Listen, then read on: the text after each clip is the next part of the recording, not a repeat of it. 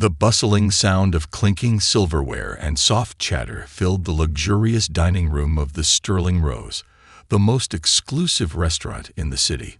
Crystal chandeliers cast golden light over white tablecloths, and waiters moved gracefully between tables, carrying plates that looked more like works of art than meals. In the corner, a man sat alone, a glass of vintage red wine swirling in his hand.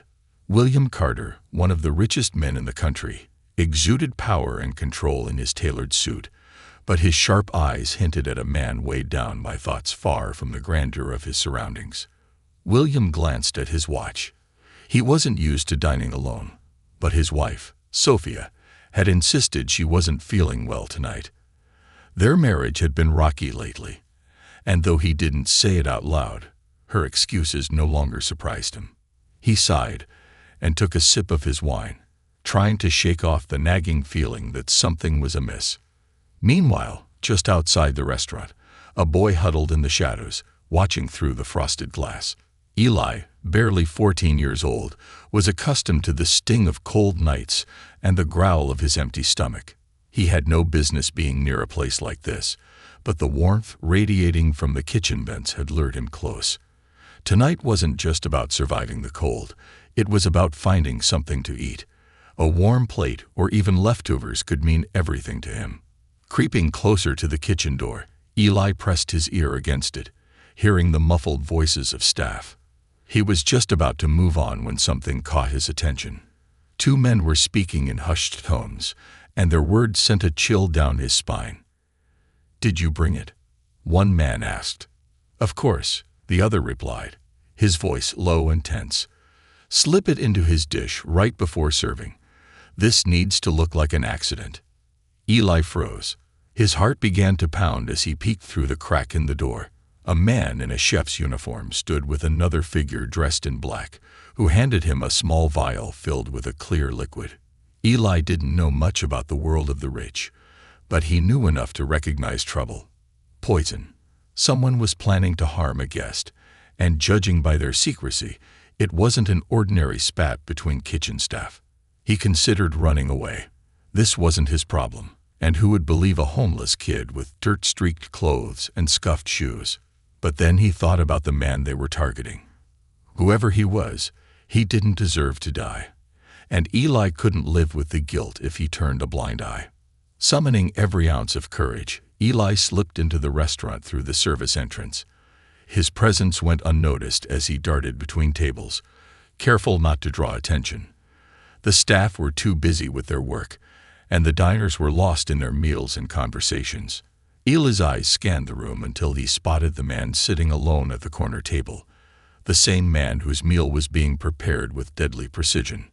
"Excuse me, sir," Eli said, his voice trembling as he approached the table. Heads turned. A homeless boy in a place like this was so out of place that it was almost comical. William looked up, his brow furrowing in confusion. "Who let you in here?" William asked, his tone sharp but not unkind. He wasn't used to being approached by strangers, let alone a street kid. "Please, you have to listen to me," Eli said urgently.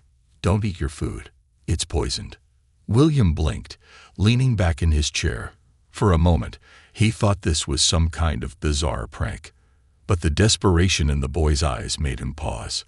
"What are you talking about?" Before Eli could respond, a waiter approached with a covered silver platter. The timing was almost theatrical, and the waiter's smile seemed overly rehearsed as he placed the plate in front of William. The boy's panic grew. "Please, don't eat it," Eli pleaded, his voice cracking. "Sir, shall I call security?"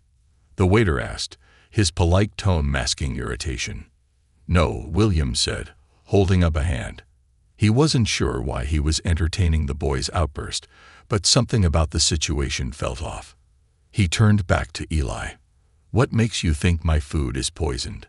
"I heard them," Eli said, his voice barely above a whisper. "In the kitchen. They were talking about it. Please, you have to believe me." William studied the boy for a long moment, his instincts warring with logic. It was absurd, completely implausible. And yet, the boy's sincerity was undeniable. Finally, William gestured for the waiter to take the plate back. "Have this tested," he said firmly, his authoritative tone leaving no room for argument. The waiter hesitated but complied, his movements stiff as he carried the plate toward the kitchen. William leaned forward, fixing Eli with a piercing gaze. "You'd better not be wasting my time." "I'm not," Eli said, his voice steady despite the lump in his throat. "I swear." Minutes later, chaos erupted in the kitchen. The dish was tested, and traces of a deadly substance were found. Police were called, and the restaurant staff were questioned. The chef initially denied everything, but when confronted with the evidence, he crumbled under pressure, revealing that he had been paid handsomely to carry out the act. As the police escorted the chef away, William turned back to Eli, his expression a mixture of gratitude and disbelief. "You just saved my life," he said, his voice uncharacteristically soft. Eli shrugged, his cheeks flushing with embarrassment. I couldn't let it happen." For the first time in years, William felt something stir inside him, an emotion he couldn't quite name. This boy, a complete stranger, had risked everything to save him. But as William would soon discover, the night's revelations were far from over. The ride back to William Carter's mansion was eerily silent, broken only by the hum of the luxury car's engine. Eli sat rigidly on the leather seat beside him, staring at the floor with a mix of discomfort and disbelief. He had just saved one of the richest men in the city from what could have been a horrifying end. And now he was sitting in the billionaire's personal car, speeding toward a place he never dreamed he'd see from the inside. The city lights blurred outside the tinted windows, but Eli's thoughts raced faster than the car itself. William, too, was lost in thought. The evening's events played over and over in his mind, each detail more unsettling than the last. A poisoned meal, a random boy's warning, and a plot that could have ended his life. And then there was Sophia, his wife. Though there was no direct connection yet, the nagging doubts he had been suppressing about her strange behavior began to resurface. Finally, William broke the silence. "How did you know?" he asked, his tone more curious than accusatory. Eli hesitated, his fingers nervously picking at the frayed edge of his hoodie. "I was outside the restaurant," he said quietly, "just trying to stay warm. I didn't mean to eavesdrop, but I heard them talking in the kitchen. I knew they were up to something bad." William glanced at him, noting the boy's gaunt frame and the hollows under his eyes. It was clear that Eli hadn't had a proper meal or a safe place to sleep in a long time. William's gaze softened slightly, though his voice remained firm. "You took a risk coming in there. What if no one believed you?" Eli shrugged, his eyes darting to the window. "Didn't matter. I couldn't just walk away." That simple, unvarnished statement lingered in the air between them, carrying more weight than either of them expected. When the car pulled up to the sprawling gates of William's estate, Eli's mouth fell open slightly. The mansion looked like something out of a movie, imposing stone walls, perfectly manicured lawns, and more windows than he could count. The gates opened silently, and the car glided up the long driveway. As they stopped in front of the grand entrance, Eli hesitated, unsure of what to do. "Come on," William said, stepping out of the car. His voice had softened slightly, but it still carried an air of command that left no room for argument. Eli followed reluctantly, his sneakers scuffing the pristine marble floors as they entered the house. The inside was even more intimidating than the exterior. High ceilings with intricate chandeliers, walls adorned with artwork that probably cost more than he'd ever make in a lifetime, and furniture so perfect it looked untouched. He suddenly felt small and out of place, like an unwelcome speck of dirt in a pristine world. "You're safe here," William said, gesturing for Eli to sit in a plush chair near the fireplace, "at least for tonight." Eli hesitated, then sank into the chair, the softness almost swallowing him whole. He hadn't felt anything this comfortable in years, A butler appeared silently, as if materializing out of thin air, and William gave a brief nod. Moments later, a tray of food was set before Eli: fresh bread, steaming soup, and a glass of cold water. Eli's stomach growled audibly, and he flushed with embarrassment. "Go ahead," William said, gesturing toward the food. "You look like you could use it." Eli didn't need to be told twice. He dove into the meal with an urgency that startled William, who watched quietly, his thoughts still racing. Who was this boy? Why had he risked so much for a stranger? And why did something about him feel familiar? As Eli ate, William's phone buzzed. It was Detective Morales, the officer handling the case. William stepped into the next room to take the call, leaving Eli alone by the fire. The detective's tone was grave. "The chef confessed," Morales said. "He was paid off by someone to lace your meal with a lethal dose of poison. We're still trying to track down the man who delivered the vial, but he was smart. Used a burner phone, fake ID. It'll take time." "Do you have any leads?" William asked, his voice low. "Not yet. But there's something else," Morales said hesitantly. "The chef mentioned a woman. He didn't know her name, but he said she seemed close to you." William's chest tightened. A woman close to him. The implication was clear, and the first name that came to his mind was Sophia. He quickly pushed the thought aside. It couldn't be her.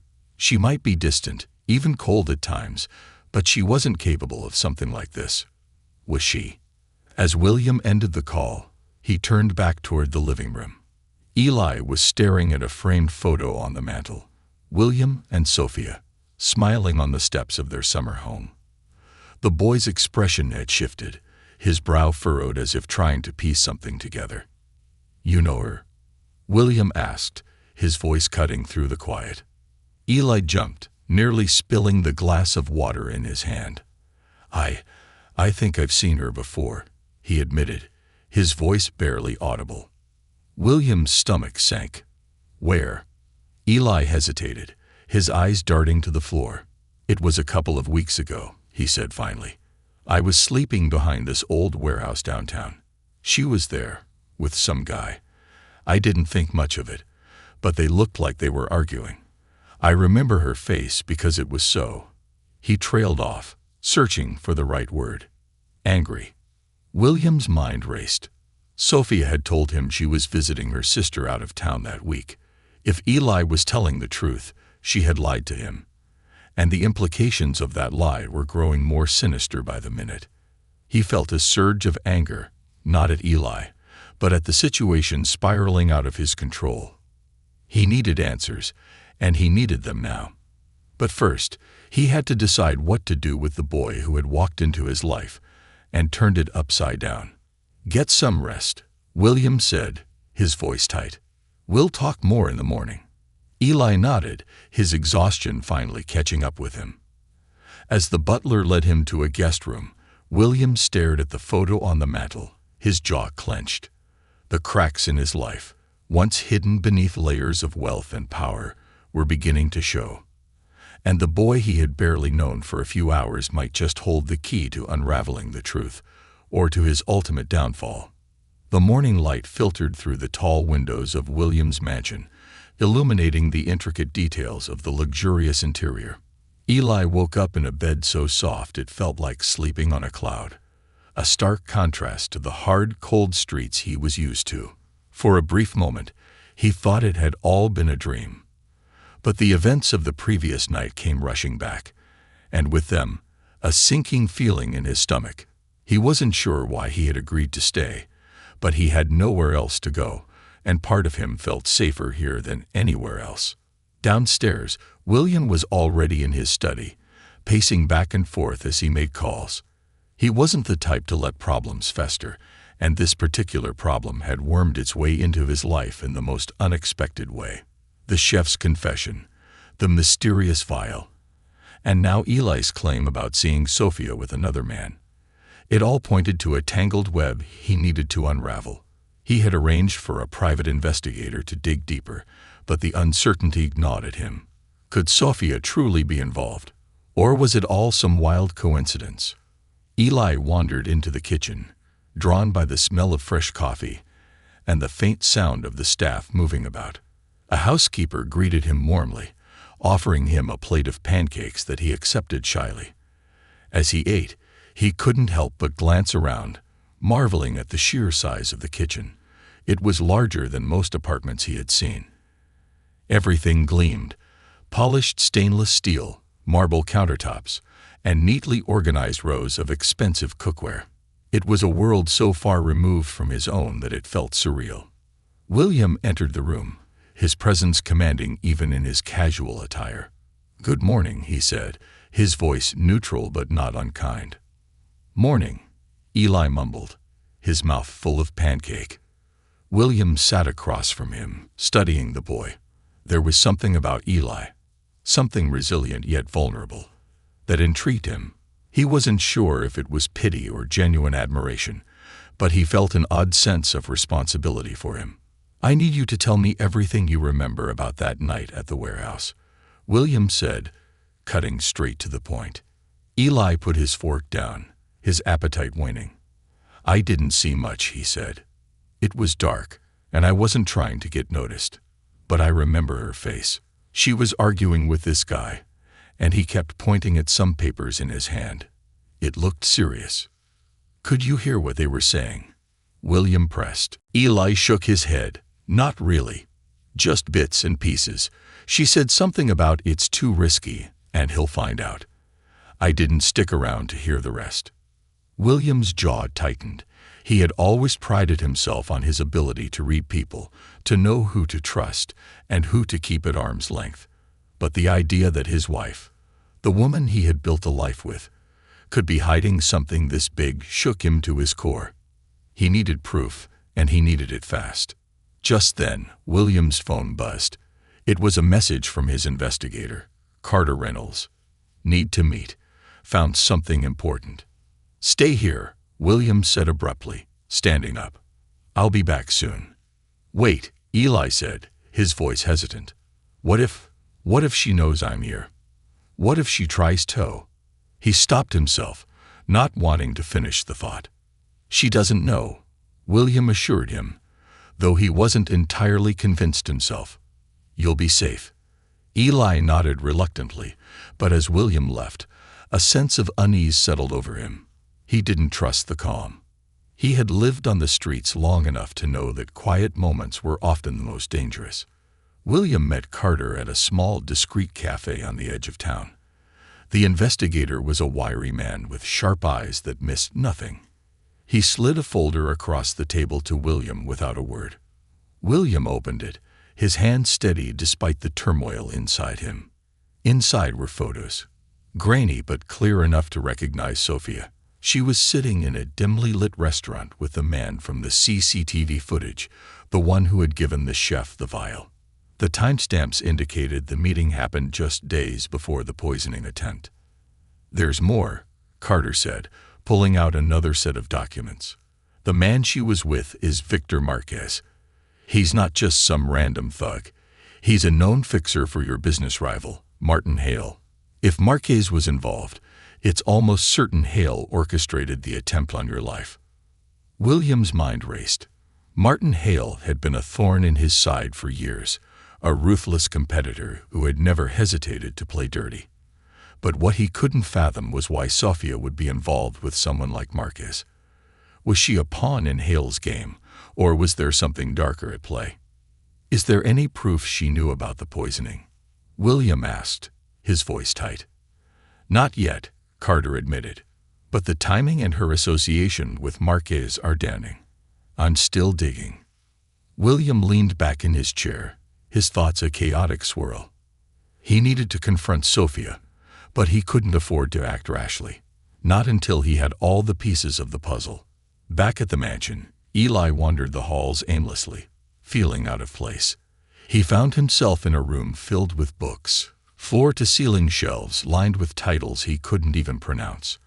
A grand piano sat in the corner, its polished surface reflecting the sunlight streaming through the windows. He ran a finger along the keys, producing a soft, discordant note. It was a world he couldn't imagine being part of, and yet here he was. As he turned to leave, he noticed something out of place, a small, crumpled piece of paper on the floor near the desk. Curiosity got the better of him, and he picked it up. It was a receipt from a jewelry store, dated 2 weeks prior, with Sophia's name on it. Scribbled on the back was a note in handwriting he didn't recognize. "It's done. Meet at the pier." Ely's stomach dropped. He didn't know much about the lives of the rich, but he knew enough to recognize that this wasn't normal. Clutching the receipt, he decided to wait for William to return. Whatever was happening, he was now a part of it, whether he liked it or not. When William returned later that afternoon, Ely immediately showed him the note.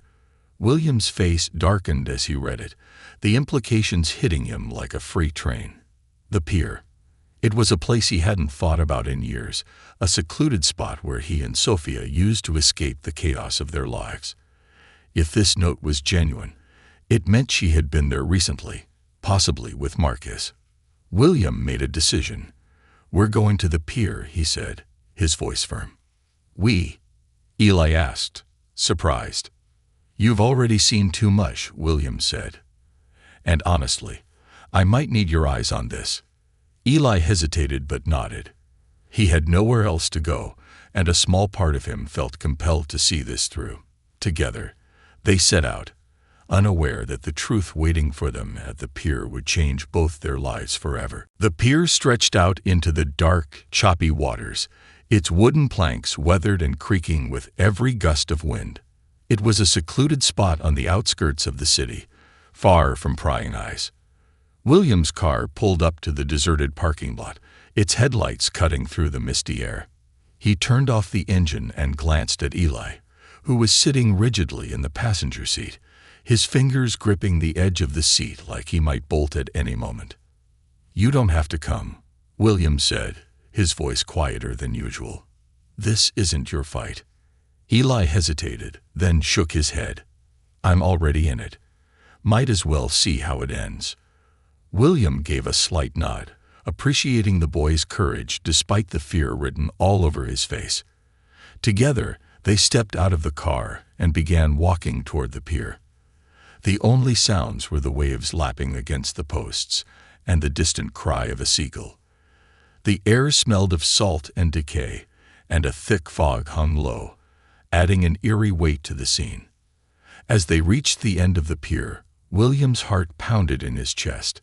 He hadn't been here in years, not since the early days of his marriage to Sophia, when life felt simpler and their love still seemed invincible. Now the thought of her standing here with someone else, plotting behind his back, made his stomach churn. Ely tugged on his sleeve, pointing toward a small, abandoned boathouse at the edge of the pier. "Over there," he whispered. William followed his gaze. The boathouse was dark, its windows shattered, and the door hung slightly ajar. It looked like the perfect place for a clandestine meeting. Steeling himself, William motioned for Ely to stay behind, but the boy shook his head defiantly and followed a step behind him. As they approached the boathouse, voices drifted out, muffled but unmistakable. William froze, his breath catching in his throat. He recognized one of the voices immediately. It was Sophia's. The other voice was deeper, gruff, and unfamiliar, but William didn't need to guess who it belonged to. Victor Marquez. What if he finds out? Sophia's voice was sharp, tinged with fear. This was never part of the plan. "You're in too deep to back out now," Marcus replied coldly. "Do you think Hale will just let you walk away? You wanted out, and this was the deal." There was a long pause, and then Sophia spoke again, her voice trembling. "I didn't want him dead. I just wanted a way to get free. Free of him, of all of it." Ely shot a wide-eyed glance at William, who stood frozen, his hands balled into fists. The weight of her words hit him like a sledgehammer. She wasn't just involved. She had orchestrated it. Whether out of fear or greed, she had conspired to end his life. And for what? To escape the life he had worked so hard to build for them. Marquez's voice cut through the fog of William's thoughts. Doesn't matter what you wanted. It's done. If Carter hadn't listened to that brat, this would all be over by now. Sophia's voice rose in panic. But he did, and now they'll trace it back to me. I can't go to prison. Victor, you promised. I promised nothing. Marquez interrupted. You're lucky Hale hasn't sent someone after you yet. If I were you, I'd disappear before it's too late. William had heard enough. He stepped forward, his shoes crunching against the gravel. The sound echoed like a gunshot in the still night. The voices inside stopped abruptly. Who's there? Marquez barked, his tone sharp. William pushed the door open, stepping into the dimly lit boathouse. Sophia gasped when she saw him, her face draining of color. Marquez stood beside her, his hand twitching toward his jacket, where William guessed a weapon might be hidden. I wouldn't, William said, his voice steady despite the storm raging inside him. He held up his phone, its screen glowing. Everything you just said, it's recorded. So unless you want this sent straight to the police, I suggest you stay exactly where you are. Marquez's jaw tightened, but he didn't move. Sophia, on the other hand, seemed to crumble before his eyes. She stepped forward, tears streaming down her face. William, please, let me explain. Explain what? William snapped, his voice rising. That you lied to me. That you plotted to kill me. That you sold me out to Hale. I didn't want to hurt you, she cried. I felt trapped. You don't understand what it's like being married to you, living in your shadow, never having a say in anything. I wanted out, but I didn't want this. William's chest heaved as he struggled to process her words. The betrayal cut deeper than he thought possible. He had given her everything, his love, his trust, a life most people could only dream of. And yet, it wasn't enough. Behind him, Eli slipped into the room, his small frame going unnoticed by Marquez, who was still staring William down. The boy's eyes darted around, taking in every detail. His gaze landed on a crowbar leaning against the wall, and an idea began to form. Marquez took a step forward, his hand sliding into his jacket. You've got guts coming here, Carter, but guts only get you so far. Before William could react, Marquez lunged. But Eli was faster. He grabbed the crowbar and swung it with all his strength, connecting with Marquez's arm. The man let out a howl of pain, dropping the gun he had just drawn. It skidded across the floor, landing at William's feet. William didn't hesitate. He picked up the weapon, leveling it at Marquez. Don't move, he growled. Marquez glared at him, but didn't dare take another step. Sophia sank to the floor, sobbing, her hands covering her face. Eli stood frozen, the crowbar still in his hands, his chest heaving. The police arrived minutes later, summoned by the emergency call William had made before entering the boathouse. Marquez was arrested on the spot, while Sophia was taken into custody for questioning. As she was led away in handcuffs, she looked back at William, her eyes pleading. But he turned away, unable to bear the sight of her. Eli stood silently beside him, his small frame dwarfed by William's imposing figure. For a long moment, neither of them spoke. Finally, Eli broke the silence. Are you okay? He asked, his voice tentative. William let out a bitter laugh, shaking his head. No, Eli. I'm not. But I will be. Eli nodded, understanding more than he let on. For the first time in a long time, he felt like he wasn't alone. And as they walked back to the car, leaving the chaos of the pier behind, both of them knew their lives would never be the same again.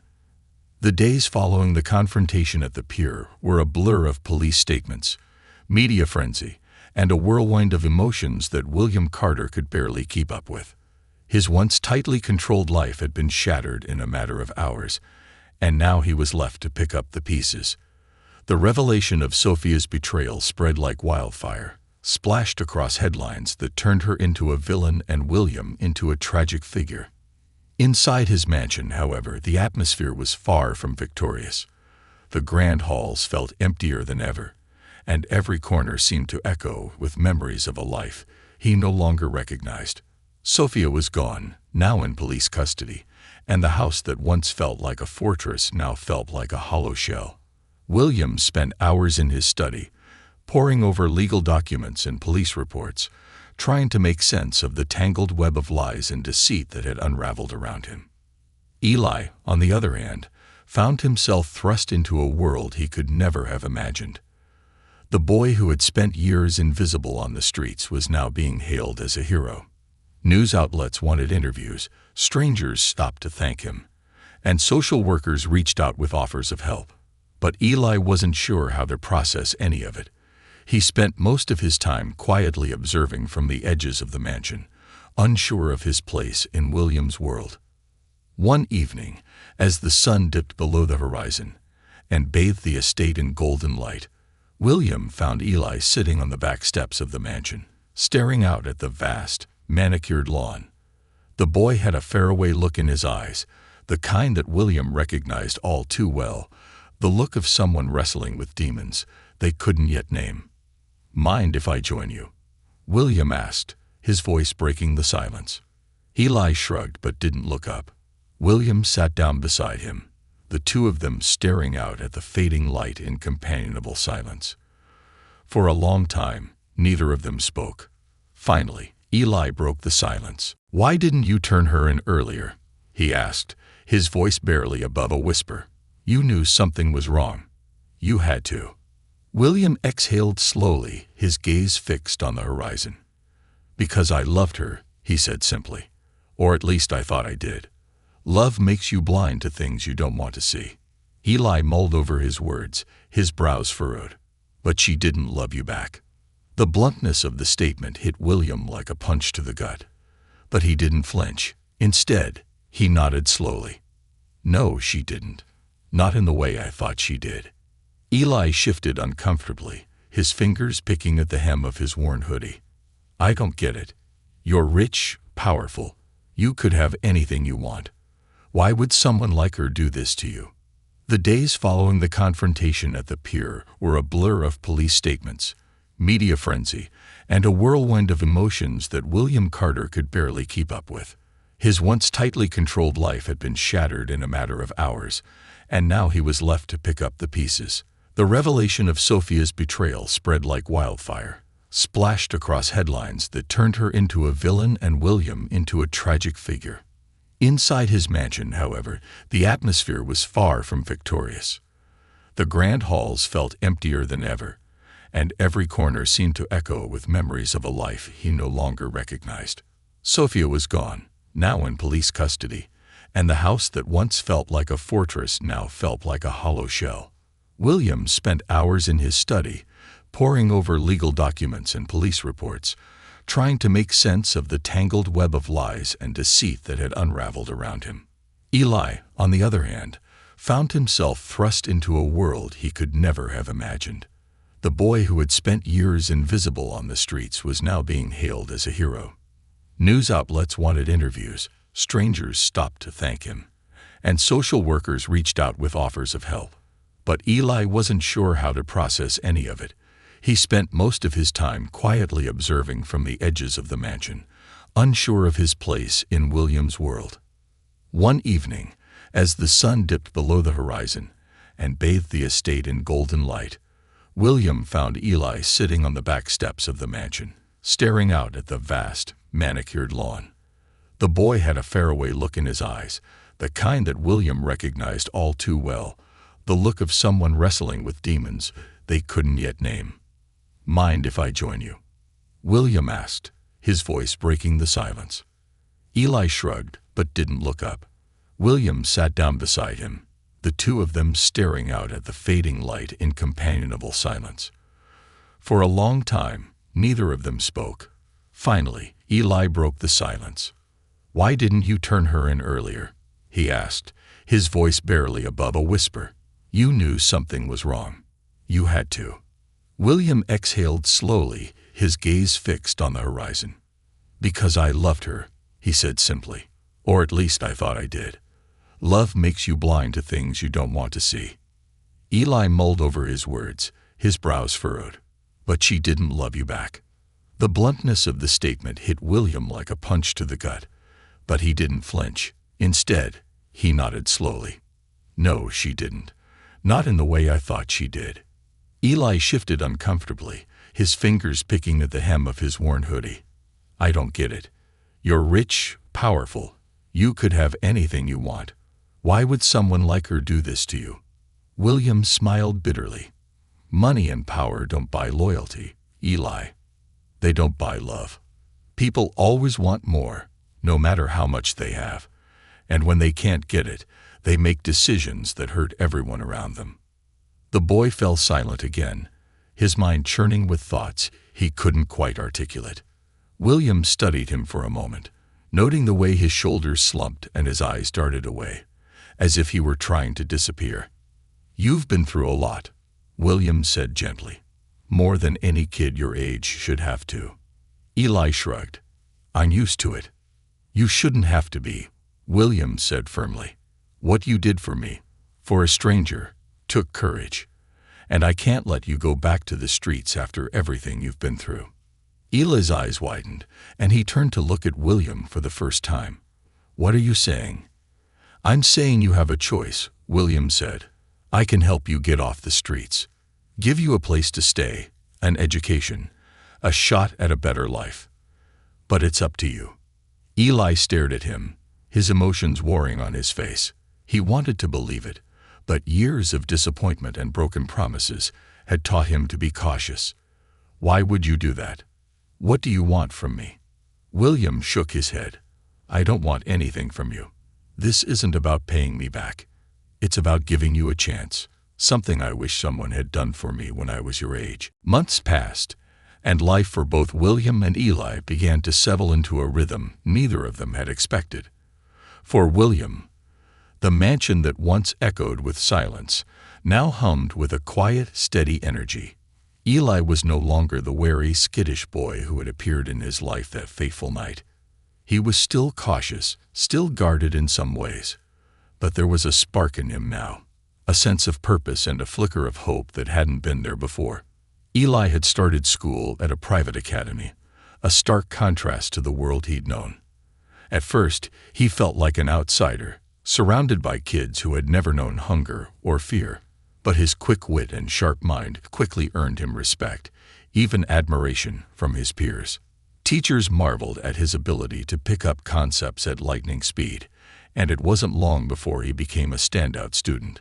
Yet despite the accolades, Eli remained humble, always remembering where he had come from. For William, watching Eli's transformation was a revelation. In the boy, he saw echoes of his own younger self, resilient, determined, and burdened by a past he was still learning to navigate. Helping Eli became more than a responsibility. It became a mission, a way to channel his energy into something meaningful. He threw himself into philanthropic work, establishing a foundation dedicated to helping homeless youth and funding programs to provide education and shelter for those in need. The foundation bore Eli's name, a gesture that initially embarrassed the boy but secretly filled him with pride. One evening, William and Eli sat in the study, the fireplace casting a warm glow over the room. It had become their tradition to share quiet moments here, talking about everything and nothing. That night, however, the mood was different. Eli had something on his mind, and William could see it in the way he fidgeted with the edge of his notebook. What's on your mind? William asked, setting down the book he'd been reading. Eli hesitated, then looked up. Do you ever think about the people you couldn't help? The ones who didn't get a second chance? The question hit William like a punch to the gut. He leaned back in his chair, his gaze thoughtful. All the time, he admitted. I think about the kids still out there, the ones who haven't been as lucky as you or me. It's what keeps me going. Eli nodded slowly. I want to do something for them, he said. The kids on the streets, the ones like me. I know what it's like to feel invisible, to think no one cares. Maybe I can help them see that someone does. William felt a surge of pride. You've already done more than you realize, he said. But if you want to do more, I'll support you every step of the way." Eli's face lit up, the first flicker of a genuine smile breaking through. "I've been thinking about starting something, a program or a group. Not just giving them money or food, but teaching them how to survive, how to dream again. Kind of like what you've done for me." William leaned forward, his eyes gleaming with encouragement. "That's a brilliant idea. We can make it happen. Tell me what you need." For the next hour, they brainstormed, sketching out ideas and plans. Eli's vision was clear: a community center that would serve as a safe haven for homeless youth, offering not just shelter but also education, mentorship, and resources to help them rebuild their lives. He wanted it to be a place where kids could find hope and opportunity, a place where they could feel seen and valued. As the weeks turned into months, the project began to take shape. William used his connections and resources to secure a location, while Eli poured his heart into designing the space. He insisted on being involved in every detail, from the layout of the classrooms to the color of the walls. "It needs to feel welcoming," he said, his voice filled with conviction. "Not like some charity, like a home." When the center finally opened its doors, it was a moment of triumph for both of them. The turnout was overwhelming. Kids from all over the city came, their faces a mix of skepticism and curiosity. Eli stood at the entrance, greeting them with a nervous but genuine smile. For many of them, it was the first time someone had looked at them with kindness rather than pity. Over time, the center became a beacon of hope. It wasn't just a place to sleep or eat. It was a place to learn, to grow, to dream. Eli took on a mentorship role, sharing his story with the kids and showing them that change was possible. His honesty and relatability made him a natural leader, and before long, he was inspiring others to believe in themselves. One afternoon, as William walked through the center, he found Eli sitting with a group of kids, teaching them how to solve math problems. The sight brought a lump to his throat. Here was a boy who had once been lost, now guiding others toward a brighter future. It was a moment that reaffirmed everything he had worked for.